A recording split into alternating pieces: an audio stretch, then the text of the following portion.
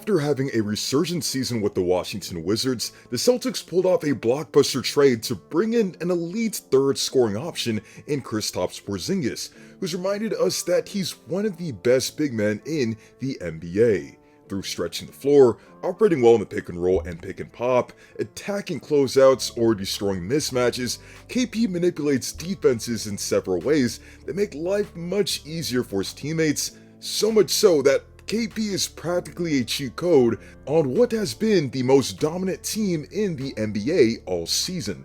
In this video, we'll look into how Kristaps Porzingis impacts what the Celtics have done on both ends of the floor and just how impactful he's been all season.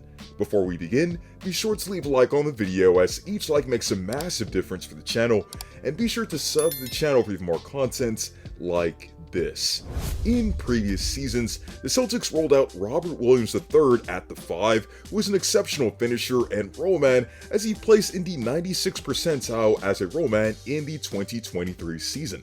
However, despite being a game changer defensively as a help defender and holding his own on switches, he had a rather limited offensive game due to his inability to stretch the floor and having a nice face-up game, ultimately shrinking the floor and also allowing the Celtics to be kind of limited in what they were doing offensively.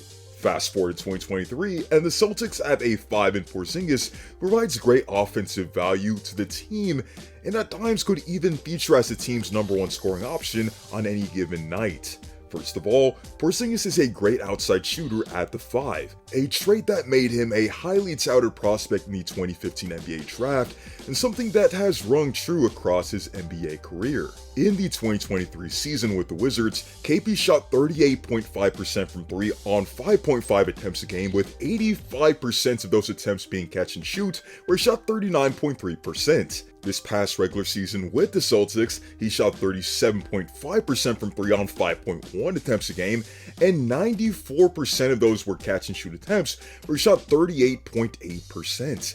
Porzingis plays such a key role for the Celtics because he allows them to play a 5-out offense when surrounded by Jrue Holiday and Derek White, which ultimately creates more space for both Jason Tatum and Jaylen Brown to operate and get into the paint.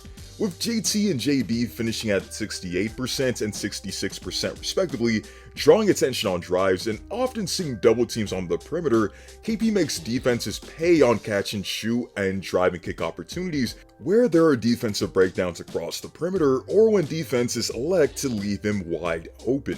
Because of KP's floor spacing ability, he's a valuable piece in the pick and pop game to stretch out the defense. Moreover, KP's 3-point shots are difficult to contest given that he's 7'2", 7'3", with a 7'6" wingspan and with a smooth jumper. But what makes him even more difficult to defend is his range. This past season, KP shot 262 3-point attempts between 25 and 29 feet, and with him taking 4.6 attempts a game between 25 to 29 feet, where he did shoot 38% from that range. What also makes KP's floor spacing ability so special is how he punishes defenses on closeouts.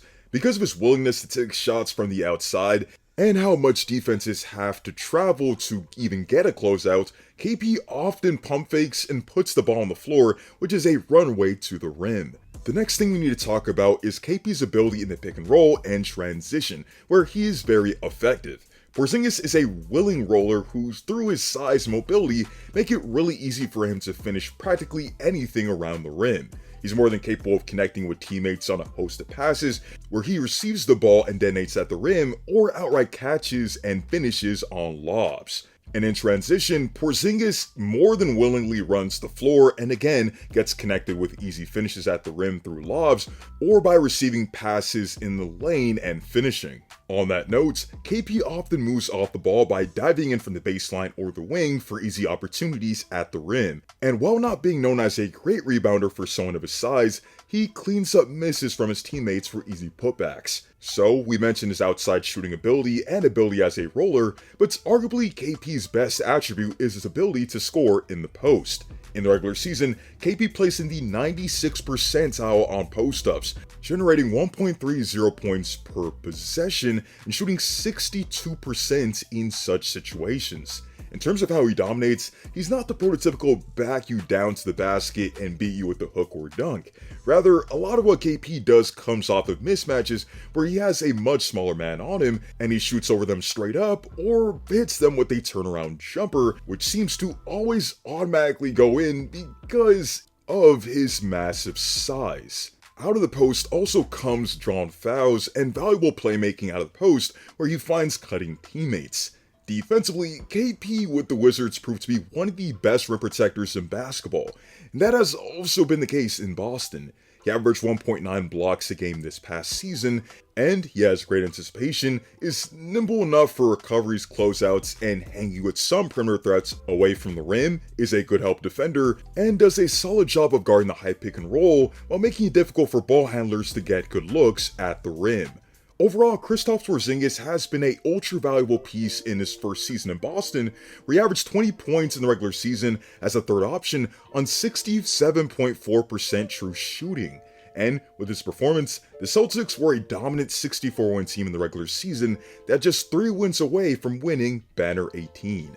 With that being said, let me know your thoughts on Kristaps Porzingis' game and what part of his game you feel has been the most impactful for the Celtics this season. Also, let me know where you would draft him in a 2015 redraft. Be sure to leave a like on the video as each like makes a massive difference for the channel, and be sure to sub to the channel for even more content like this. Hope to see you all in the next one, and stay tuned.